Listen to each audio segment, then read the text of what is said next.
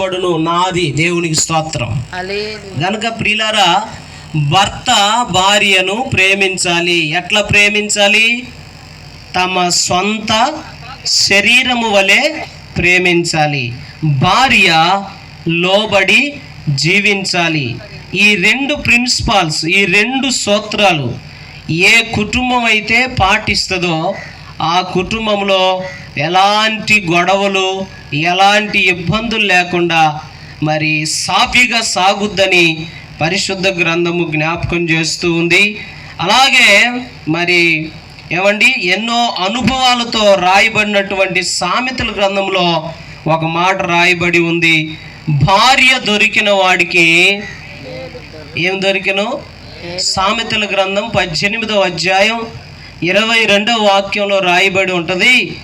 నాలాగా బైబిల్ చదవని వాడంట భార్య దొరికిన వాడికి మేకు దొరికిన అన్నాడంట. ఏమి దొరికిను? కాబట్టి ప్రారంభము నుంచి దేవుడు భార్యను మేలుగా ఉండడానికే ఏర్పరిచాడు, కానీ మేకుగా ఉండడానికి దేవుడు ఏర్పరచలేదు. మేకును ఎవరు ఇష్టపడరు, మేలును అందరూ కోరుకుంటారు. దేవునికి స్తోత్రం. కాబట్టి భార్య భర్తకు ఎలా ఉండాలి? మేలు చేసేదిగా ఉండాలి. ఇంకొక మాట రాయబడింది సామెతల గ్రంథం 14వ అధ్యాయం 1వ వచనంలో. సామెతల గ్రంథం 14వ అధ్యాయం 1వ వచనంలో రాయబడి ఉన్న మాట నేను చెప్పి ముగిస్తాను. ఏమని రాయబడి ఉంది? చదువుతారా? ఏమండి? జ్ఞానవంతురాలు తన ఇల్లును కట్టుకొనును. కాబట్టి కుటుంబంలో స్త్రీ పాత్ర చాలా పెద్దదండి. ఎంత పెద్దది? పురుషుడు పాత్ర ఏమండి అన్ని సామాను ప్రొవైడ్స్ మొత్తం కూడా తీసుకొచ్చి ఇవ్వగలడేమో, కానీ దానిని ఏమండి సదును చేయగలిగింది కుటుంబ వ్యవస్థలో స్త్రీయే. గనుక భార్య మరి జ్ఞానవంతురాలు అని రాయబడింది. కాబట్టి అనిత, నాకు తెలుసు అనిత చాలా జ్ఞానం కలిగిందని నేను అనుకుంటూ ఉన్నాను. దేవుని స్తోత్రం. జ్ఞానం కలిగిన దానివేనా? అందరు అలా చూస్తారేంటండి? ఆమె చెప్తుంది.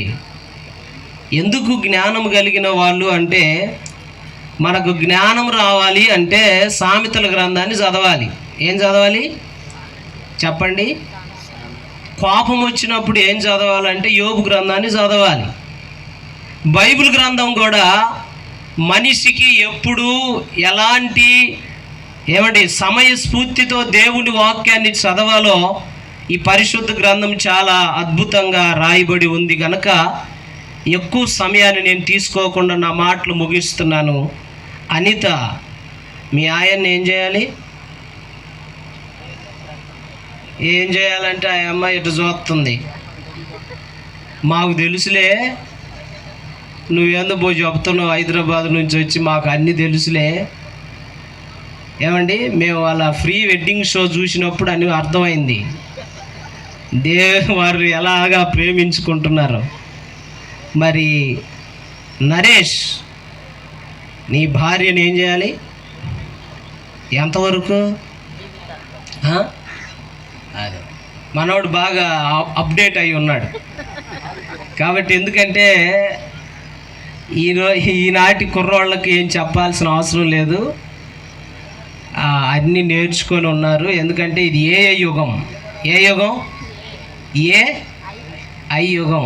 గనక ఈ యుగంలో ఎవరికి ఏం చెప్పాల్సిన అవసరం ఏమీ లేదు. అయినా దేవుని వాక్యము మీ కుటుంబ జీవితము ముందుకు సాగాలన్నా, మీరు ఆశీర్వదింపబడాలన్నా, 2 మాటలుగా దైవ సేవకుడిగా నేను చెప్పే సత్యం ఏమిటంటే, ప్రేమించాలి, లోబడాలి, ఇద్దరు కలిసి మందిరానికి వెళ్ళాలి, ఇద్దరు కలిసి ప్రార్థన చేయాలి, ఇద్దరు కలిసి ప్రభు సన్నిధిలో ఉండాలి.